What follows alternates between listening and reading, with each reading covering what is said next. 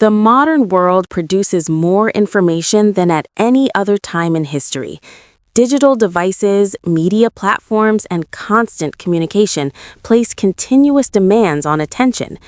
Daniel Levitin's book, The Organized Mind, Thinking Straight in the Age of Information Overload, examines how the human brain processes information and why overload leads to distraction, fatigue, and reduced efficiency. This summarizes core ideas of the book in a clear and structured way. The focus is on how organization supports thinking, memory, and decision-making in daily life. The brain and information overload. The human brain evolved in environments with limited information. For most of history, people processed only what was immediately necessary for survival. In contrast, modern life presents continuous streams of data.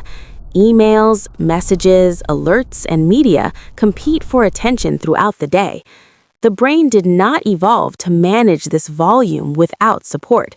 As a result, overload leads to errors, stress, and reduced clarity. Levitin explains that overload is not caused by a lack of intelligence, it is caused by a mismatch between how the brain works and how information is delivered. Attention is a limited resource. Attention functions like a spotlight. It can illuminate only a small area at one time. Despite common assumptions, attention cannot be divided efficiently. When people attempt to multitask, the brain rapidly switches between tasks.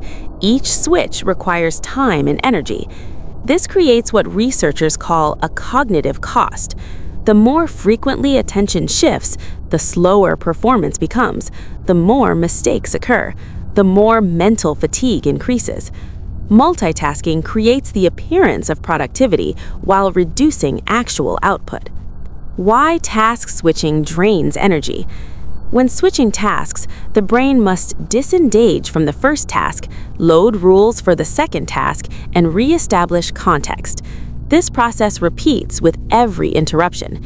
Even brief distractions, such as checking a message, can disrupt concentration for several minutes. Over time, repeated switching exhausts mental resources. The book emphasizes that sustained focus produces higher quality results with less effort. Working memory and its limits. Working memory holds information temporarily for active use. Its capacity is small. When working memory is overloaded, information is lost, focus weakens, and stress increases. Many people attempt to hold appointments, tasks, and ideas in working memory. This practice reduces the brain's ability to think clearly. Levitin explains that working memory should be reserved for thinking, not storing. External memory systems. External systems reduce pressure on working memory. These systems include written notes, digital reminders, calendars, and task lists. Once information is stored externally, the brain no longer needs to rehearse it. This improves focus and reduces distraction. The book emphasizes that external memory systems are not signs of weakness. They are tools that align with how the brain functions. Organization and cognitive load. Cognitive load refers to the total amount of mental effort being used. Disorganized environments increase cognitive load by presenting unnecessary choices and distractions. Visual clutter competes for attention even when it is not consciously noticed. Organized environments reduce the number of decisions the brain must make.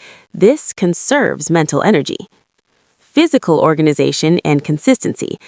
Consistency is more important than perfection.